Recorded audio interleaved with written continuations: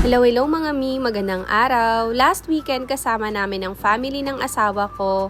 Kahit may bagyo sa panahong to, natuloy pa rin ang aming family getaway at marami pa rin kaming naging masasayang memories. Pero bago ang lahat, nagdala na rin kami ng pampulutan kagaya ng chicharon at ng suka. Dito na rin kami nag-drive-thru sa McDo para sa aming umagahan dahil umalis kami ng bahay ng mga medyo maaga-aga talaga. Dito na rin namin kinain sa loob ng sasakyan at sobrang ganda nga ngayon ng panahon kahit na medyo makulimlim. Angkop lang din siya sa pagbabiyahe kasi hindi mainit at hindi rin maulan. Matapos ang mahigit 2 oras na biyahe, nakarating na rin kami sa Subic at dito na rin kami nag-stop over para magpagas. Tapos halos kompleto na rin pala ang pamilya at napagdesisyon na lang kumain muna ng brunch dito sa May Chowking. Dahil busog pa naman kami, naisip muna naming dumiretso muna sa farms na pagbamay-ari din ng pamilya nila.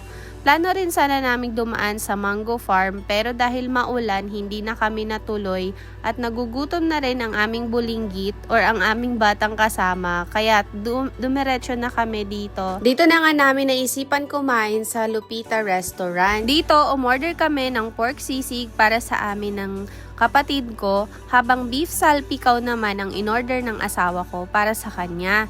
Para naman kay Jace, chicken fillet ang pinili namin at mukhang nagustuhan naman niya. Pero syempre, gaya ng ibang bata, hindi rin niya naubos ang pagkain niya. Kaya si daddy ang tumapos.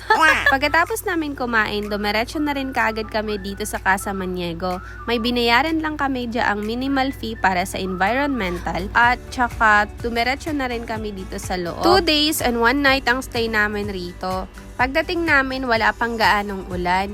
Paminsan-minsan lang ang buhos kaya okay pa rin ang paligid. Naabutan pa nga namin ng staff na abala sa paglilinis ng mga rooms kaya hindi muna namin naipakita ang loob ng accommodation. Ito ang kanilang pool area. May malaking swimming pool para sa adults at meron ding jacuzzi o maliit na pool na perfect para sa mga bata.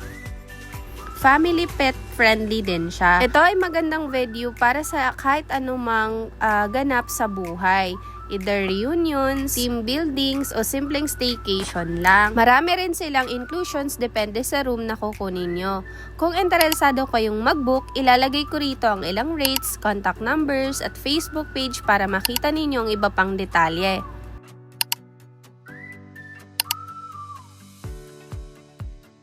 Makalipas nga ilang sandali, tinatawagan kami ng tiyahe ng asawa ko. Bumalik daw muna kami doon sa Lupita Restaurant dahil naroon na ang buong pamilya at may dala rin silang mainit na champorado. 8 minutes lang naman ang biyahe kaya mabilis lang kaming nakabalik. Pagkatapos kumain ng merienda, nag-convoy na rin papasok sa resort. Dahil sa ulan, medyo maputik at rough road ang dinaanan namin. May ilan ding bahagi ng kalsada na may baha kaya kailangan talagang mag-ingat.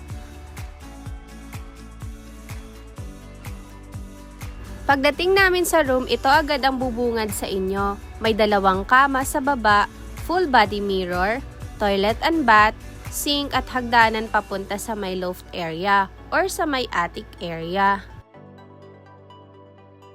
Napakaganda nga ng setup lalo na kung pamilya ang kasama dahil maluwag ang space.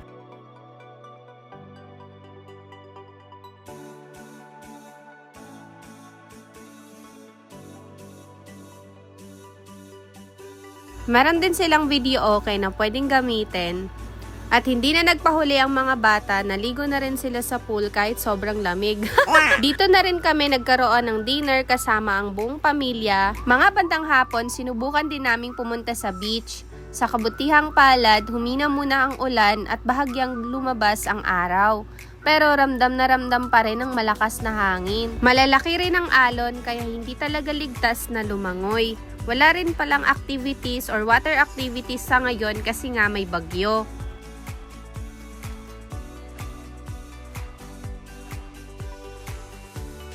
Pagbalik namin sa resort, pinakita rin sa amin ang suite room.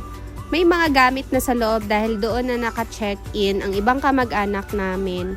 And halos pareho lang ang setup ng ibang rooms pero ang kaibahan lang, meron itong sariling kitchen, sink at may malaking space.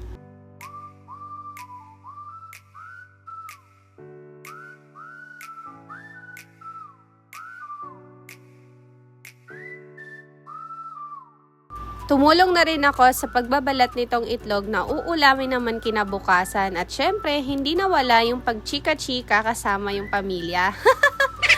Kinagabihan, nagkaroon ng fire dance performance. Kasabay ng fire dance performance, nag-setup din sila ng bonfire at may kasamang marshmallow habang nag-e-enjoy kaming manood ng performance nila.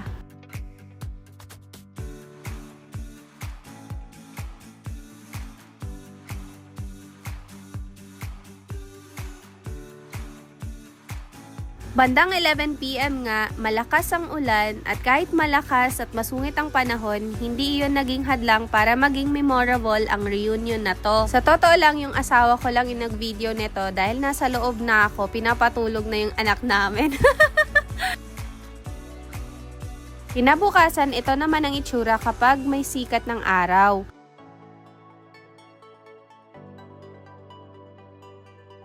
Sinubukan naming bumalik sa beach pero dahil sa magdamag na ulan, bumaha na ang daanan papunta sa shore kaya hindi na rin kami natuloy. Sa hali, pagbalik namin sa resort, nag-empake na lang kami ng mga gamit para sa pag-uwi. Kahit masungit yung panahon na to, sobrang nag-enjoy pa rin kami kasama yung pamilya. Maraming tawanan, kwentuhan at mga simpleng sandaling siguradong babalikan namin. Hanggang sa muli nating family reunion! At salamat po sa memories na to na habang buhay naming dadalhin. At dito na nagtatapos ang ating vlog. Maraming salamat po sa inyong panonood.